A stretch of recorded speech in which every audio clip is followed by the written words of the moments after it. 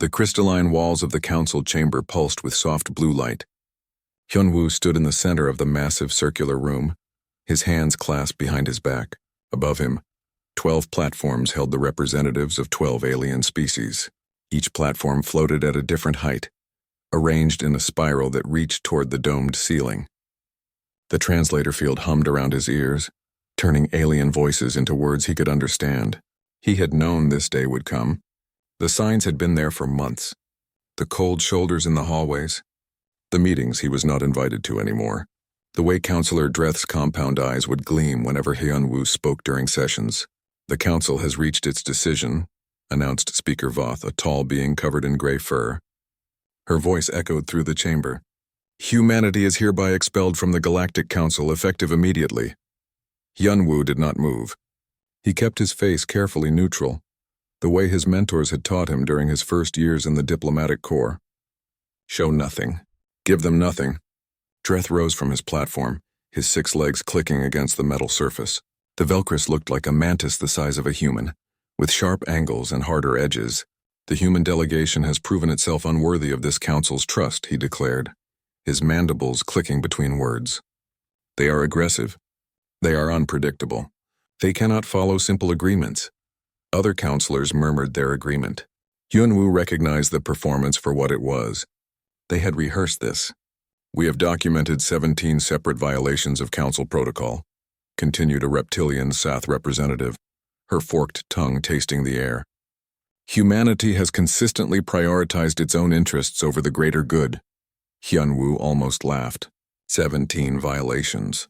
In 12 years of council membership, across hundreds of star systems and thousands of interactions, they had found 17 minor infractions. He had seen the list. It included things like filing reports 2 days late and using unauthorized communication channels during emergencies. But he knew what this was really about. 3 months ago, the council had demanded access to Dr. Bora's medical research. Her team had developed a treatment for cellular degeneration that could extend lifespans across multiple species. The council wanted it immediately, freely shared with no compensation to humanity. Hyunwoo had refused. He had explained that the research represented decades of work and billions in investment. Humanity was willing to license it fairly to make it affordable, but not to simply give away such valuable knowledge. The council had called that greed. Hyunwoo called it self-respect. Does the human delegation have anything to say? Speaker Voth asked, though her tone suggested she hoped the answer was no. I accept the council's decision, Hyunwoo said simply. His voice was calm, almost pleasant. Humanity will withdraw from all council territories and operations. We request the standard 30-day transition period, as outlined in the council charter, Article 47, Section 3. Silence fell over the chamber. They had expected him to argue, to plead, to make promises about changing human behavior. The counselors shifted on their platforms, uncertain. Dreth's antennae twitched with something that might have been irritation. You accept this judgment without protest? The council has made its decision, Hyunwoo replied. Humanity respects that decision. We will leave peacefully and completely. We ask only for the time required to do so properly. 30 days is granted, Voth said quickly, as if afraid he might change his mind and start begging. All human personnel must be removed from council space within that time. All human equipment, all human facilities, everything. Understood, Hyunwoo said. He bowed, a short formal gesture from his waist. Then we have much work to do. With your permission, I will begin coordinating the withdrawal immediately. He turned and walked toward the chamber's exit. His footsteps echoed in the huge space. Behind him, he could hear the counselors beginning to talk among themselves. Some sounded relieved. A few sounded uncertain. Dreth sounded triumphant. The doors slid open and Hyunwoo stepped into the corridor beyond. The moment the doors closed behind him, he allowed himself a long, slow breath. His assistant, Minho, was waiting with a tablet already in hand. They went for it, Minho said quietly. He was young, barely 30, but sharp as broken glass. They did, Hyunwoo confirmed. Send the signal. Begin Phase 1 immediately. Minho's fingers danced across the tablet screen. Captain Jaehee is standing by with the evacuation fleet. Dr. Bora has already started securing her research. Engineer Daejung says he can have his teams out of critical systems within 2 weeks. Tell him to take all 30 days, Hyunwoo said. and tell him to document everything. Every system we built, every modification we made, every problem we fixed that they never knew about. I want complete records. They're going to realize eventually, Minho said, though he did not sound concerned. When things start breaking? Yes, Hyunwoo agreed. They will. They walked through the corridors of Council Station, passing aliens of a dozen different species. Some ignored them. Others stared. A few looked almost sad. The Koran ambassador, a being that looked like a seal with too many flippers, caught Hyunwoo's eye and gave a small nod. Hyunwoo returned it. The Koran had voted against the expulsion. They had been outnumbered. What about the clinic? Minho asked. Dr. Nam wants to know if she should transfer her patients to Council Medical. Hyunwoo considered that. Dr. Nam ran the human medical clinic on the station. It was open 24 hours a day, 7 days a week. It treated anyone who came through the doors, regardless of species or ability to pay. Half the station's population had been there at least once. Tell her to provide proper notice and referrals, Hyunwoo said. But the clinic closes in 30 days. Council Medical will have to handle the load. They don't have the staff, Minho pointed out. No, Hyunwoo agreed. They don't. They reached Hyunwoo's office. It was a modest space, nothing like the grand chambers the counselors enjoyed. He had always preferred it that way. Less pretension, more work. He sat behind his desk and pulled up the master list on his terminal. 37 human-run facilities on Council Station alone. 214 humans working in various council departments. 4,000 humans living in council space across 20 systems. And then there were the contracts, the trade agreements, the technical partnerships, the infrastructure projects. It was going to be a busy 30 days. Sir, Minho said carefully, are we really just going to leave? Let them deal with the consequences? Hyunwoo looked at his young assistant. Minho, do you know what the most important thing I learned in my career is? What's that, sir? People don't value what they get for free. They don't respect what they take for granted. Hyunwoo gestured at the screen. We have been fixing their problems, filling their gaps, doing the work nobody else wanted to do. And they never noticed. They never thanked us. They just expected it. And now? Now they're going to learn what we were worth. Hyunwoo's expression was not cruel, but it was not gentle either. Not because we're going to hurt them, but because we're going to stop helping them. Minho smiled slowly. I'll start making the calls. Good man. As Minho left, Hyunwoo turned to look out his window. Council Station stretched away in all directions, a marvel of engineering and cooperation. Or at least that was what it was supposed to be. In reality, human engineers had fixed the power grid 3 times. Human doctors had stopped 2 plagues. Human traders had kept the supply lines running when everyone else was too busy arguing about profit margins. In 30 days, all of that would be gone. Hyunwoo wondered how long it would take them to notice. He suspected not long at all. His communicator chimed. It was Captain Jae-hee. Ambassador, the first evacuation ships are ready. Should we begin boarding civilians? Begin boarding, Hyunwoo confirmed. And Captain, take your time. Be thorough. I want every human, every piece of human equipment, every shred of human work product out of council space. Leave nothing they can use. Understood, sir. It will be done. Hyunwoo closed the channel and returned his gaze to the window. Somewhere in the council chamber they were probably celebrating, congratulating themselves on being rid of the difficult humans. Let them celebrate, he thought. Let them enjoy it while it lasts. Day 3 of the withdrawal arrived with barely a whisper. In the human quarter of Council Station, the streets that once buzzed with activity now stood half empty.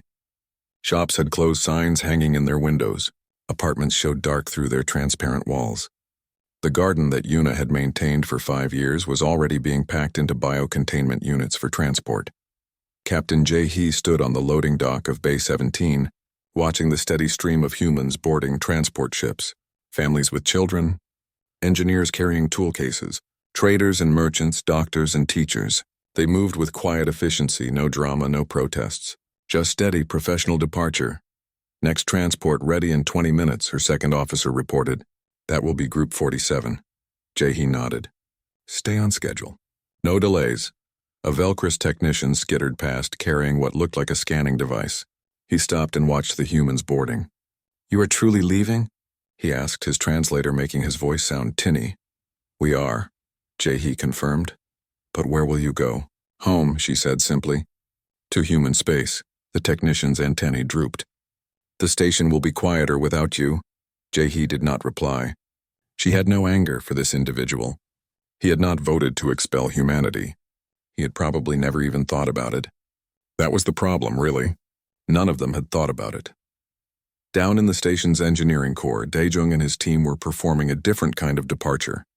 The engineer stood before a massive power distribution panel, his tablet displaying a three-dimensional schematic of the station's electrical grid. This junction here, he said, pointing to a glowing node. We installed that 6 years ago after the cascade failure nearly killed 200 people. The original council design had a fatal flaw. His assistant, a young woman named Hana, was recording everything. Documented. What about the backup systems? Those two. We integrated the human-designed batteries because the SAT power cells kept degrading in this environment. Dae-jung began carefully disconnecting human-made components. Make sure you note that. When these fail, they will need to replace them with equivalent technology. What if they cannot find equivalent technology? Dae-jung shrugged. Not our problem anymore. They worked in silence for a while, the only sound the hum of machinery and the soft beep of Hana's recording device.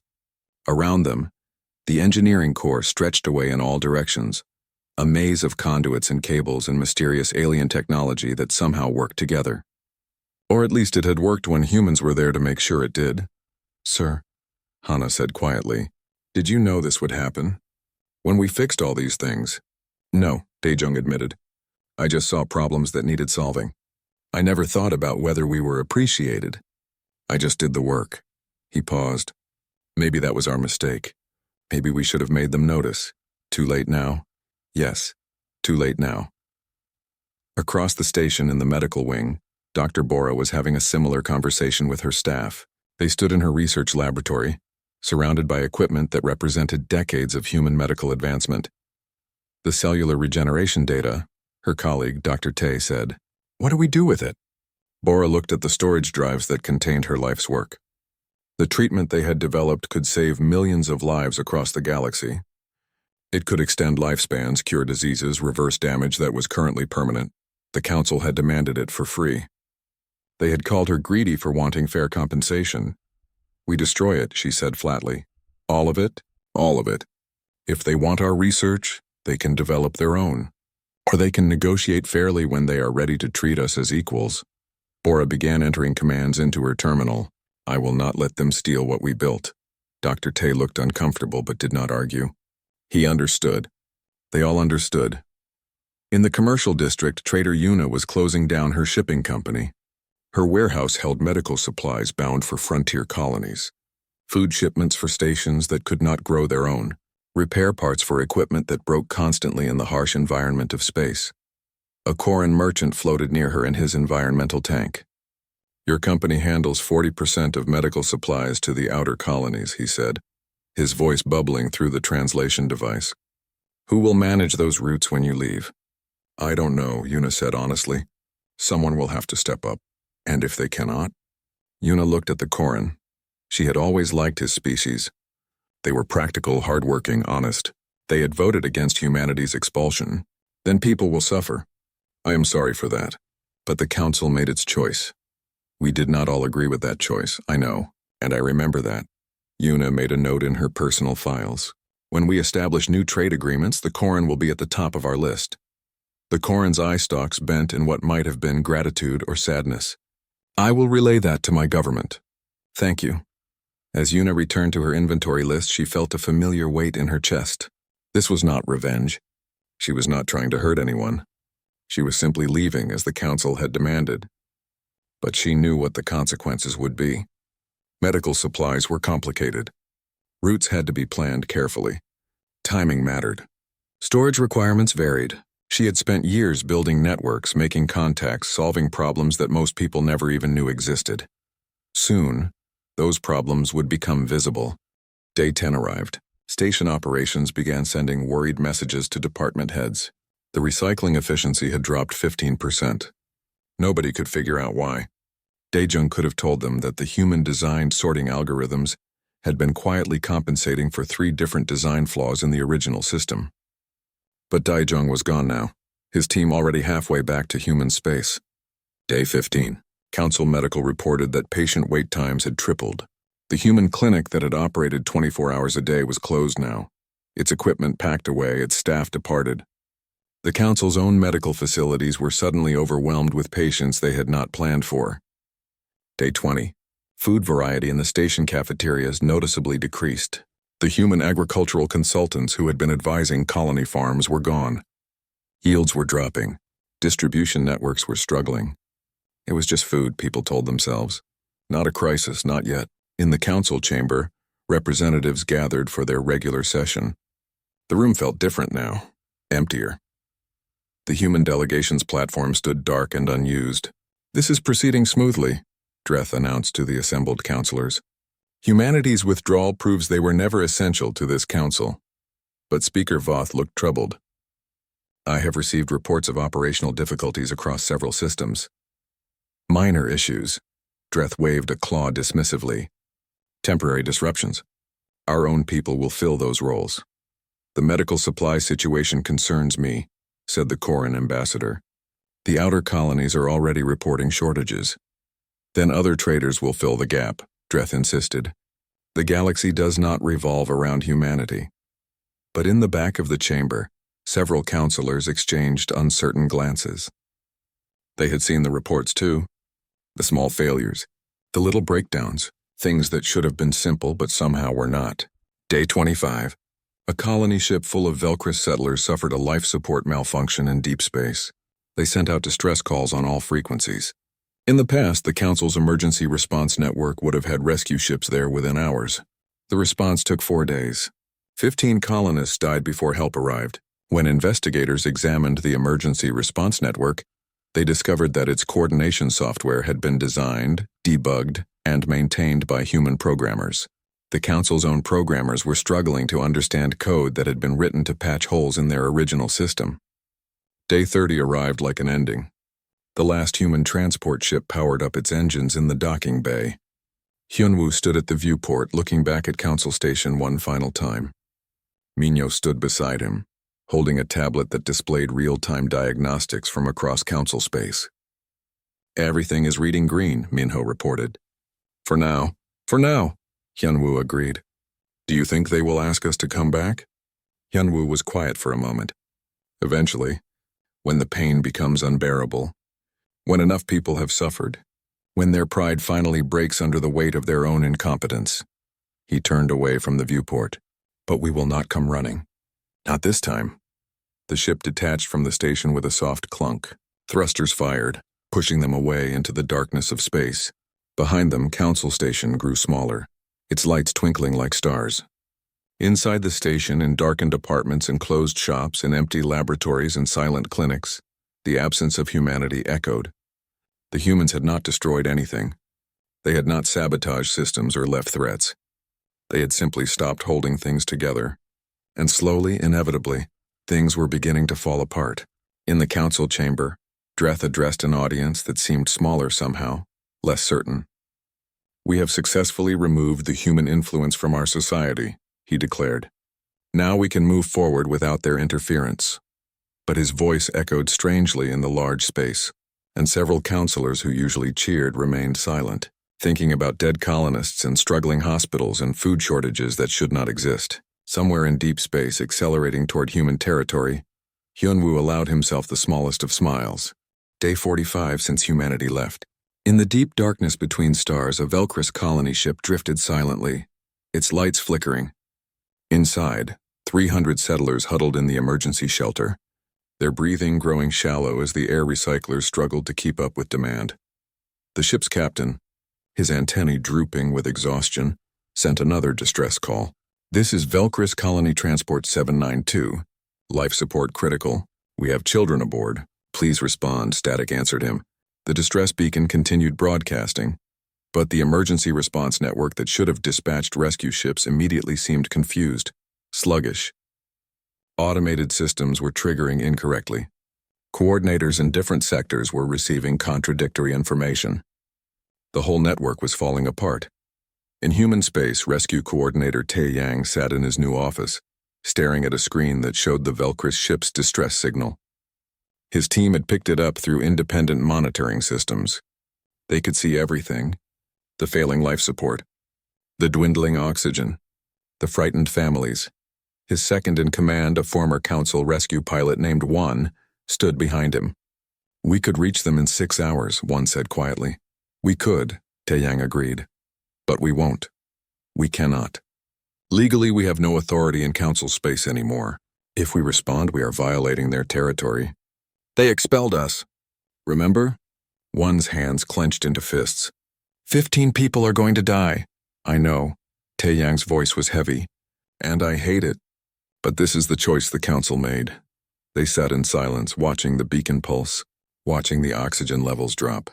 Finally, 94 hours after the initial distress call, council rescue ships arrived. 15 colonists had suffocated. 12 were children. The news spread across council space like wildfire.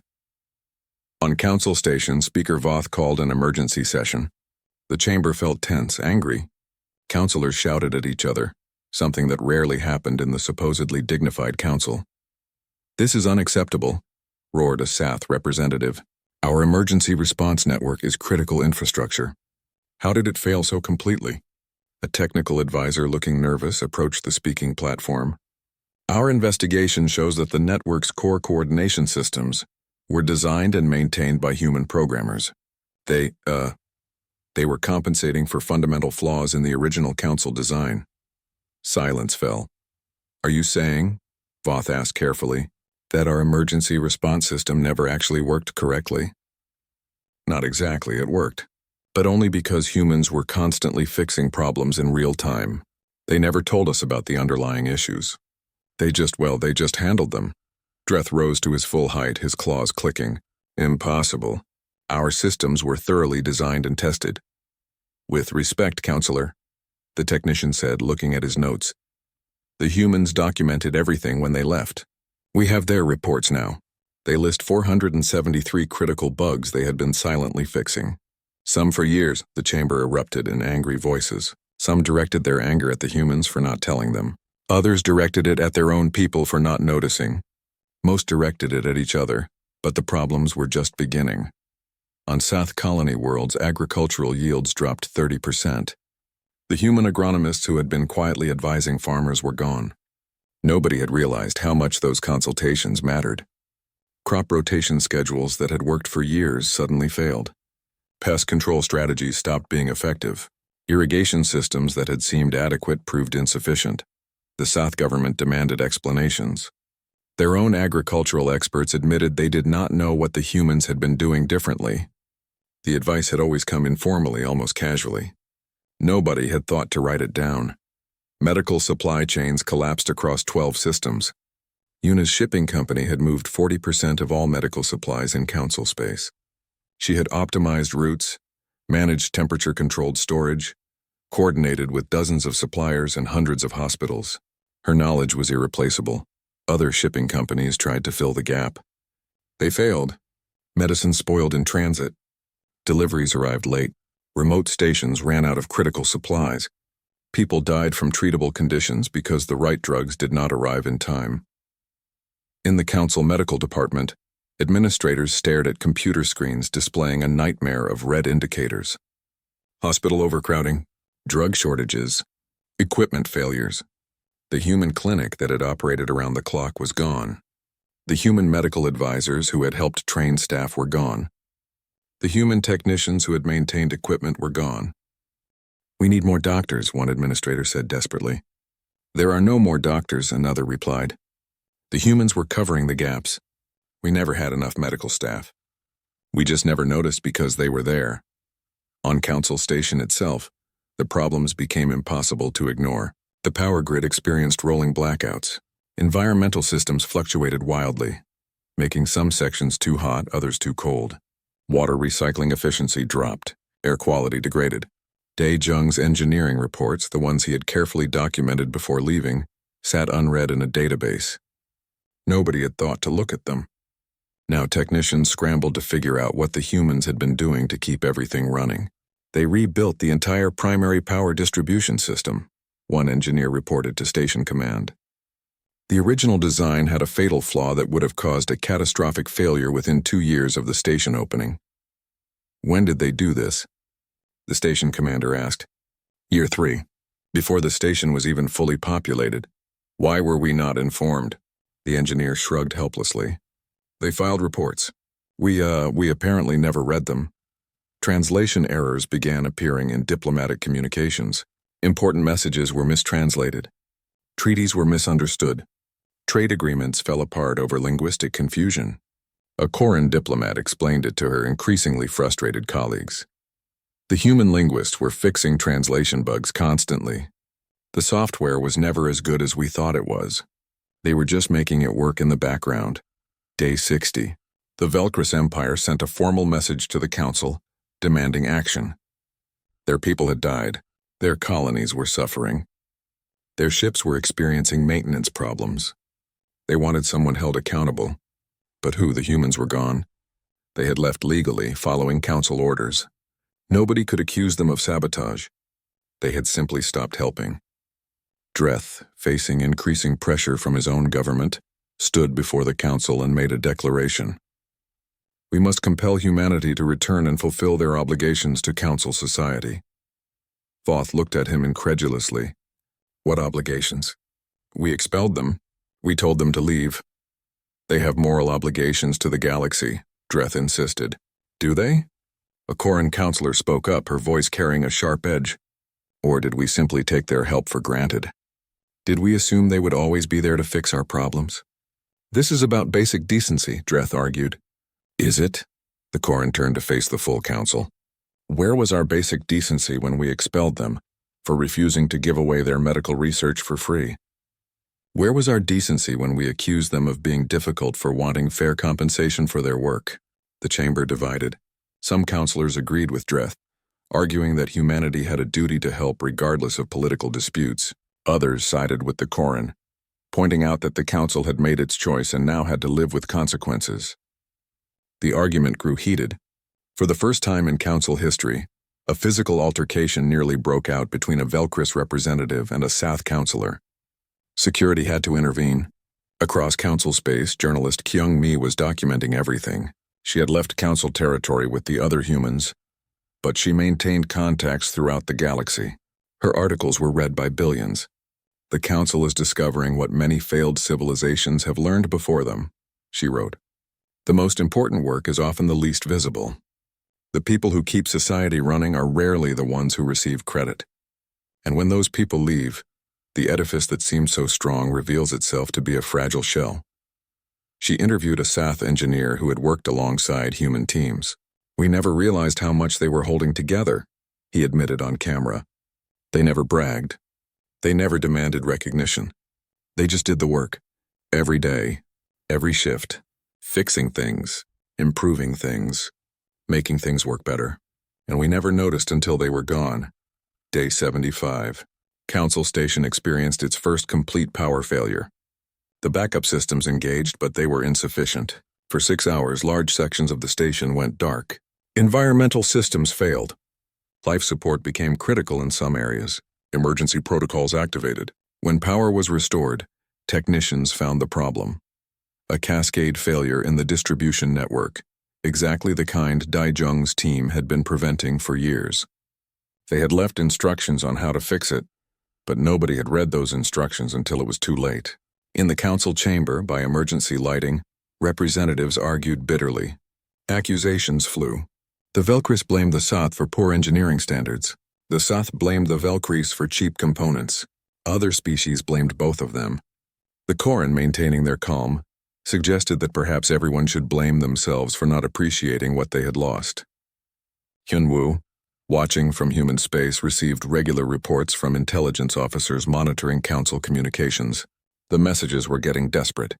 Some species were privately reaching out to humanity, asking for help, asking for the humans to come back. His response was always the same. The council expelled us. We respect their decision. We have no intention of interfering in their internal affairs. Minho asked him, "How long do you think they will last?" Hyunwoo considered the question carefully.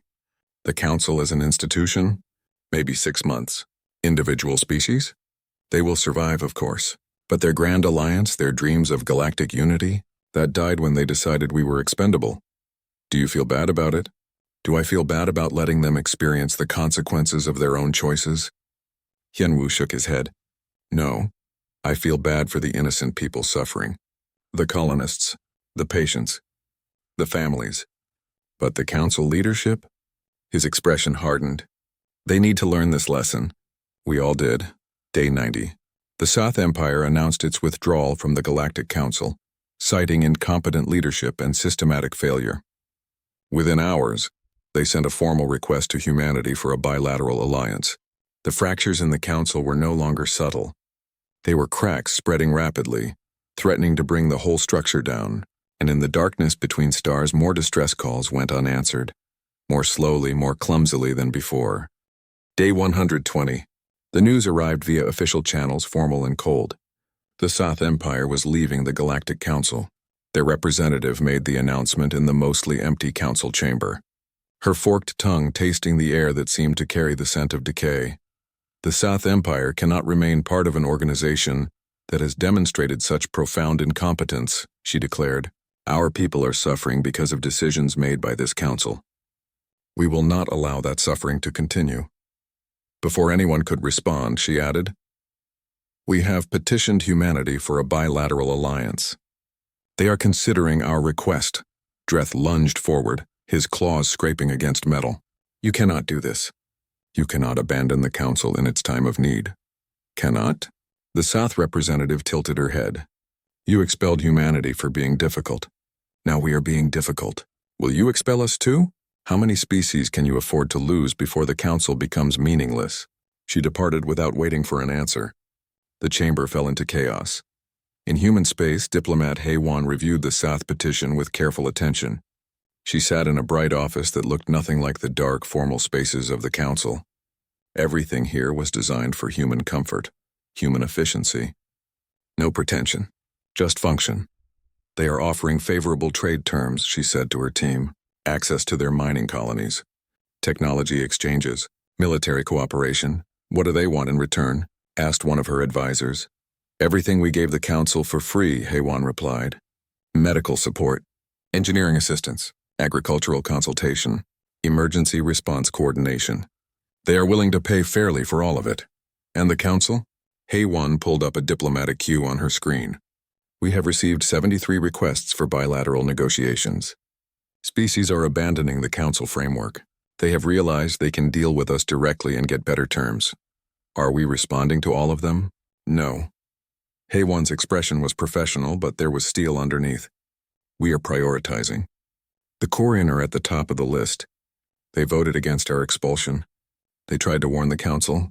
They will receive immediate support in favorable terms, and the Velcris, at the bottom, far at the bottom. Dreth and his government created this crisis. They can wait.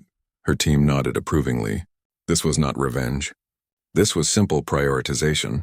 Species that had treated humanity fairly would receive fair treatment in return. Species that had been hostile would have to wait and wait and wait.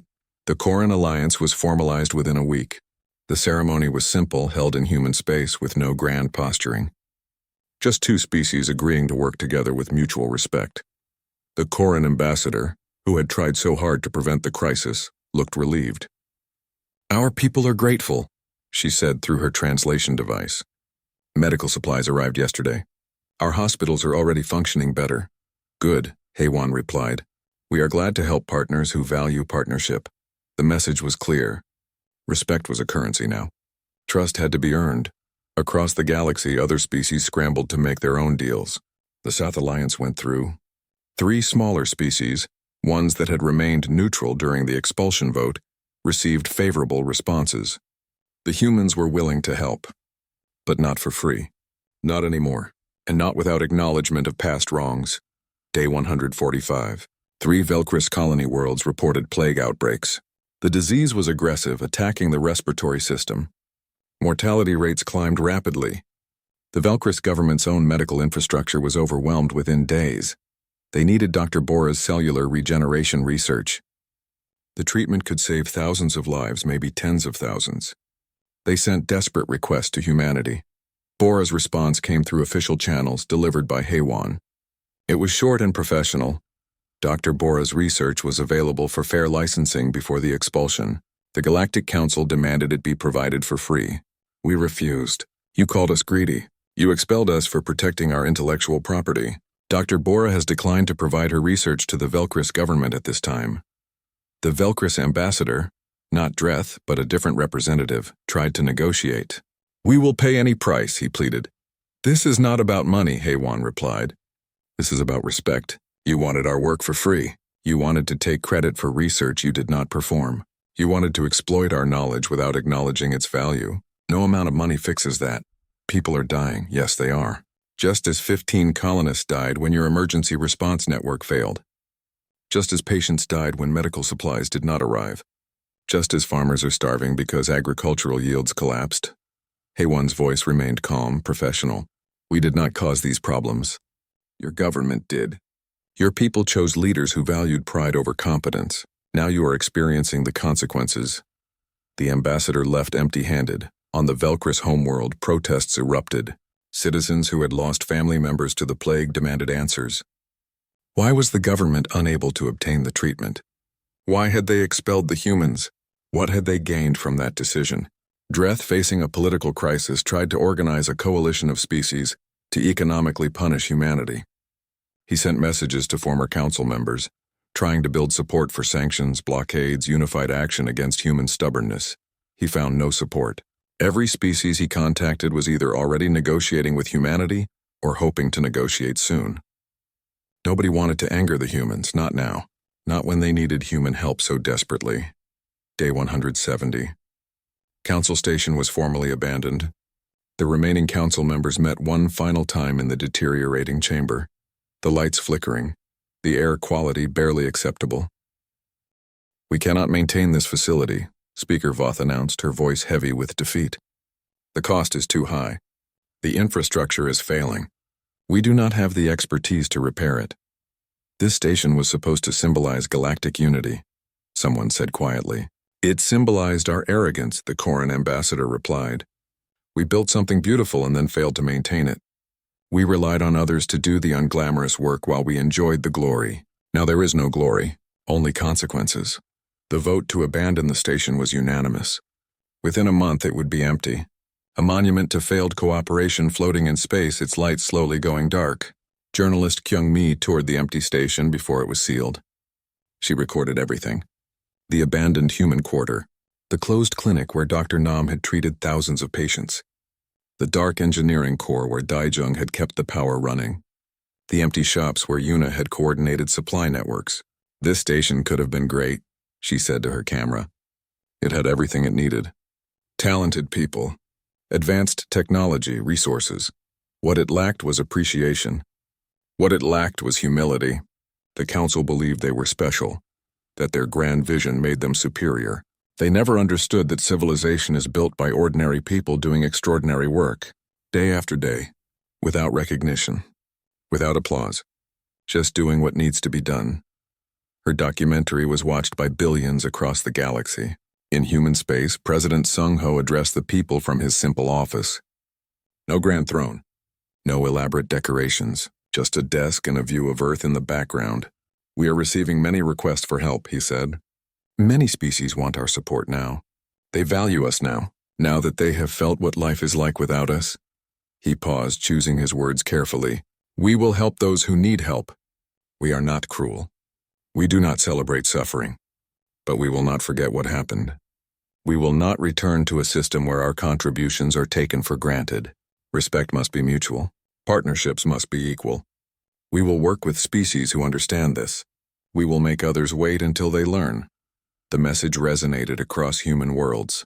There was no triumph in it, no gloating. Just quiet dignity. Just self-respect. Day 200. The Velcris Empire descended into political chaos. Dreth was removed from power by his own government, facing charges of criminal negligence. The deaths of the colonists. The plague victims. The economic damage. All of it laid at his feet. His replacement sent a formal apology to humanity. A genuine one, written carefully, acknowledging specific wrongs, admitting that the expulsion was unjust, recognizing that Velcris leadership had valued pride over wisdom. Haywan read the apology, It was better than most. More honest. But it was also late, very late. Put them in the queue, she told her staff. Behind the 47 other species waiting. If they are serious about change, they can demonstrate it by being patient. That could take months. Yes, it could.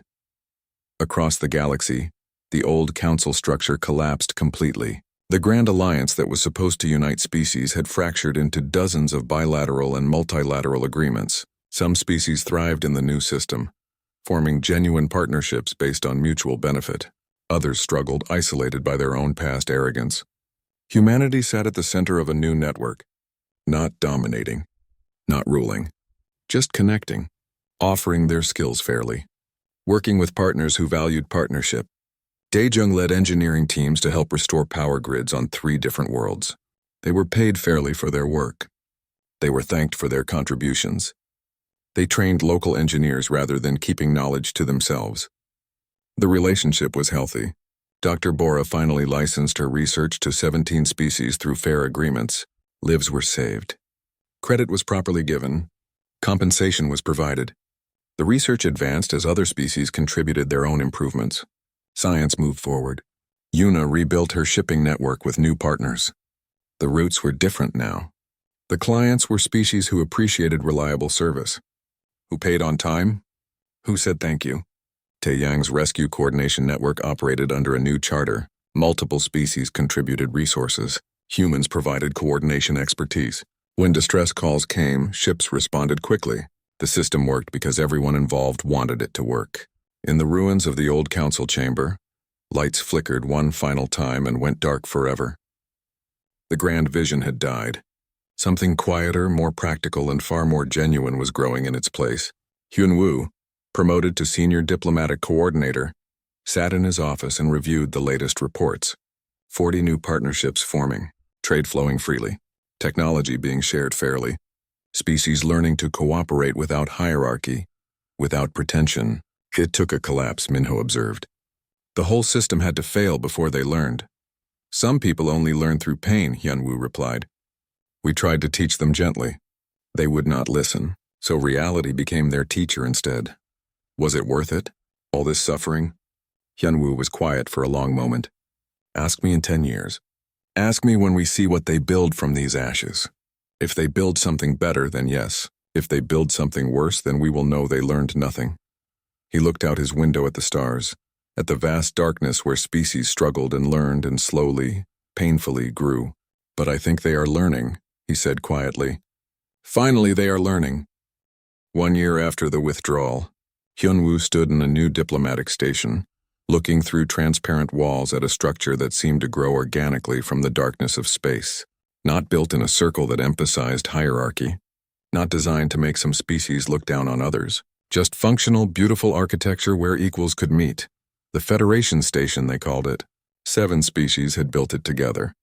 Humans, Korin, Sath, and 4 smaller species who had proven themselves worthy partners. Each contributed according to their strengths. Each received according to their needs. No species dominated. No species was ignored. The dedication ceremony begins in an hour, Minho said, appearing at Hyun-woo's shoulder. He was older now, more confident, seasoned by a year of complex negotiations. Is everything ready? The Korin delegation arrived this morning. The Sath sent their trade minister. The others are already aboard. Everyone is excited, Hyun-woo nodded slowly. And the requests from former council species? Still coming in. We have 43 pending applications for Federation membership. Minho pulled up a list on his tablet. The Velcris application is the most detailed. 300 pages. Acknowledging past mistakes. Proposing safeguards against future arrogance. Offering concrete contributions. Are they sincere? I think so. Their new government seems genuinely different. They executed Dreth, for criminal negligence. The families of the dead colonists demanded it. Hyun-woo felt no satisfaction at that news. Just sadness. One man's pride killed so many people. It was not just one man.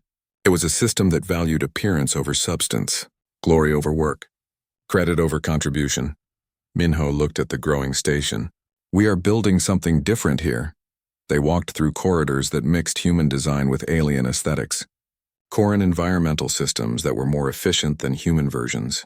Sath materials that were stronger but lighter. 4 different species engineering philosophies merged into something better than any could achieve alone. In the medical wing, Dr. Bora was training a class of mixed species students. Velkris, Korin, Sath, and 3 others sat together, learning the cellular regeneration techniques that had caused such conflict a year ago. The key is understanding that every species has unique cellular structures, Bora explained, her tone patient. You cannot simply apply one species' solution to another.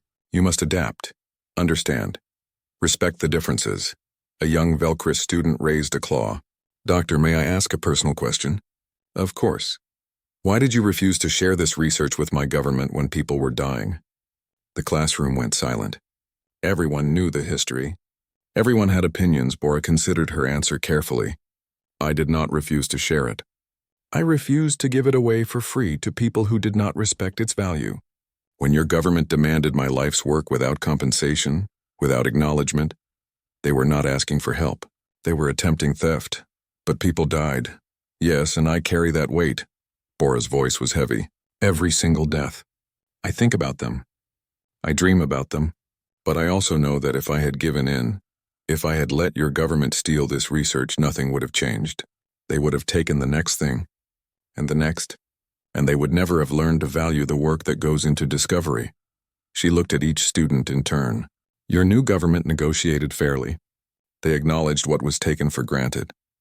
They offered proper compensation and credit. And now you are learning these techniques, so you can save lives in your own communities. That is what should have happened from the beginning. The Velkris student was quiet for a moment, then nodded. Thank you for that answer, Doctor. It helps me understand. In the engineering corps, Dae-jung worked alongside a mixed team of technicians. His second-in-command was a Sath engineer named Kresh. They stood before a 3-dimensional projection of the station's power grid. This design is brilliant, Kresh said, her tongue tasting the air around the projection. You integrated redundancies without adding mass. How? I learned from mistakes, Dae-jung replied. On Council Station, we had to compensate for poor original design. This time we built it right from the start, but I did not do it alone. Your species contributed the power cell technology. The Korin designed the distribution algorithms. The humans integrated it all. Collaboration. The old council would never have built this way, Kresh observed. No. They would have hired one species to design everything, another to build it, and then blamed everyone when it failed. Dae-jung made an adjustment to the projection. We are doing better. A young human engineer named Ji-won approached, holding a tablet. Sir, we are getting some fluctuations in Sector 7. Show me. They analyzed the data together. Not a crisis, just a minor inconsistency. The kind of thing that Dae-jung used to fix alone on Council Station, while everyone else ignored it. Now 3 engineers from different species worked together to solve it, discussing options, sharing knowledge, building understanding. That was the real difference. The Federation was not perfect. It had problems, but it faced them together. In the commercial district, Yuna managed a shipping hub that connected 7 species trade networks. Her office overlooked the docking bays where ships from dozens of worlds came and went. Korin transports, South cargo vessels, human freighters, all working together. A Korin merchant named Pora floated in his tank nearby. They had become friends over the past year, building a partnership that benefited both their species. Medical supplies to the frontier colonies are running ahead of schedule, Pora reported, his translation device making his burbling voice intelligible. Food shipments are diversified now. We have 6 different suppliers instead of 1. More stable. Good, Yuna said. Resilience comes from diversity.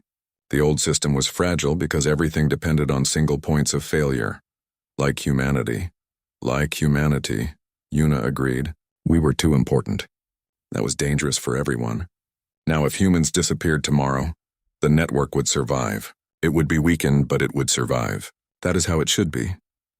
Pora's eye stalk swiveled toward her. You are planning to disappear?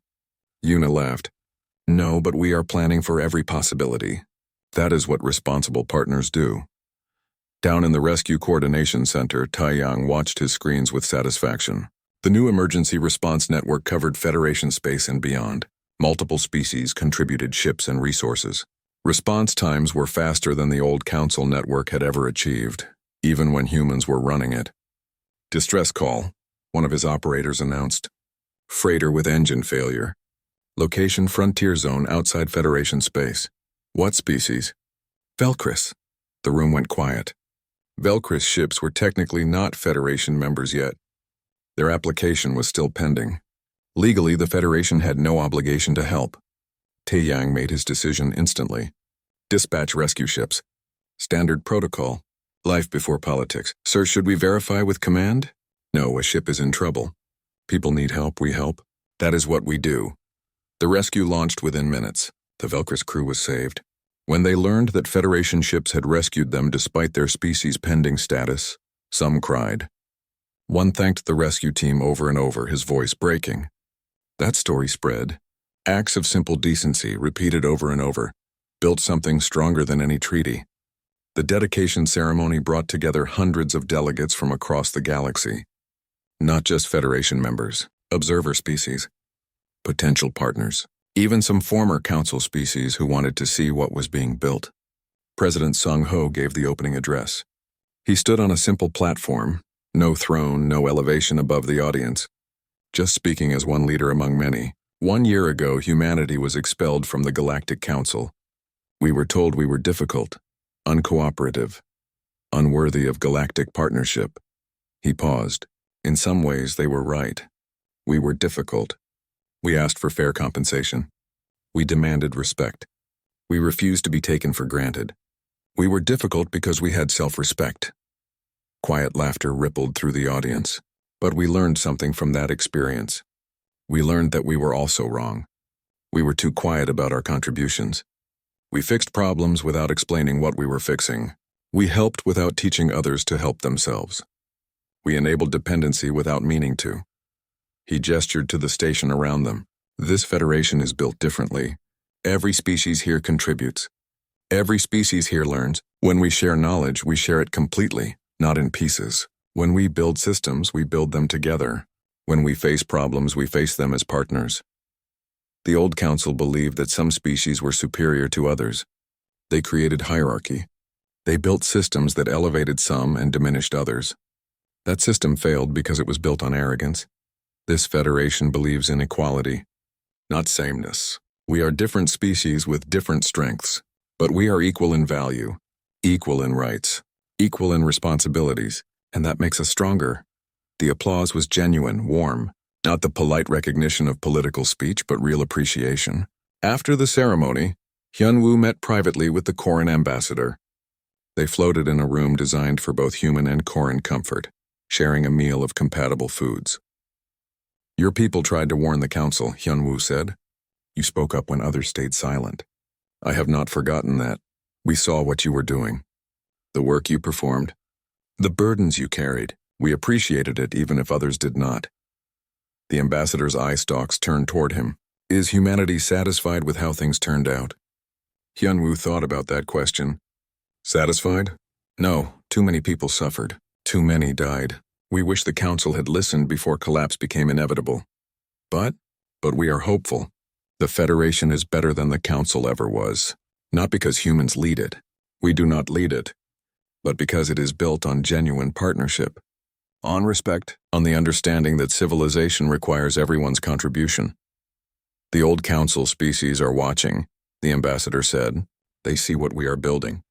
Some are jealous. Some are resentful. But many are learning. And when they learn, we will welcome them. Not as subjects, not as subordinates, but as equals who understand what equality means. Later, Hyunwoo walked through the station alone, watching human children play with Koran young in environmental parks, seeing South engineers teaching humans about material science, observing species working together not because they had to, but because they wanted to. He passed a memorial wall. Names were inscribed there. The 15 colonists who died when the emergency network failed. The plague victims, others who suffered during the collapse. The Federation remembered them, not with anger, with sadness and determination to do better. Minyo found him there. The Velcris application? Schedule a vote for next month, Hyunwoo decided. Give everyone time to review it properly. If they have truly changed, we will welcome them. If not, we will wait. The Velcris who died. The ones on this wall. Do you think they would approve? Hyunwoo looked at the names. I think they would want their deaths to mean something. If Velcris joins and becomes a genuine partner, then something good came from tragedy. If they join and repeat past mistakes, then nothing was learned. He turned away from the memorial. We cannot change the past. We can only build a better future. Outside the station, ships came and went. Trade flowed. Knowledge spread. Rescue networks operated efficiently. Medical care reached those who needed it. Agricultural yields improved. Power grids functioned reliably, not because one species controlled everything, but because multiple species worked together, each contributing their strengths, each respecting others' contributions. In a dark corner of space, the abandoned council station drifted silently. Its lights were dark, its halls empty, a monument to arrogance, a reminder of what happens when people value pride over partnership. But near it, the Federation station gleamed with life and purpose. Lights burned bright in every section. Multiple species ships docked and departed. Voices from across the galaxy mixed in hallways and meeting rooms. Somewhere in the station, a young Velcris engineer thanked a human teacher for explaining a difficult concept. A Koran doctor and human surgeon collaborated on a new technique. A Sath pilot trained a mixed-species rescue crew. Small moments, unglamorous work, the kind of thing that builds civilization one interaction at a time. Hyunwoo stood at his window one last time, looking out at the stars. In the distance, more ships approached. More species wanting to see what the Federation had built. Some would join. Others would not. That was acceptable. The Federation did not need to include everyone. It just needed to include those who understood what true partnership meant. Was it worth it? Minyo asked, echoing his question from months before. All the suffering, the deaths, the collapse. Was it worth it to teach them this lesson? Hyunwoo watched a human ship dock alongside a Koran vessel, their crews greeting each other warmly through the airlock connection. Ask me again in 10 years, he said. Ask me when we see what they build from this foundation. But privately in his heart, he already knew the answer. Sometimes the only way to build something better is to let something broken fall apart. Sometimes the only way people learn to value what they have is to lose it. The humans had left quietly without violence or vengeance. They had simply stopped holding things together. And in the space that collapse created, something better grew. Not perfect, not finished, but better, and getting better every day. That was enough. That was more than enough.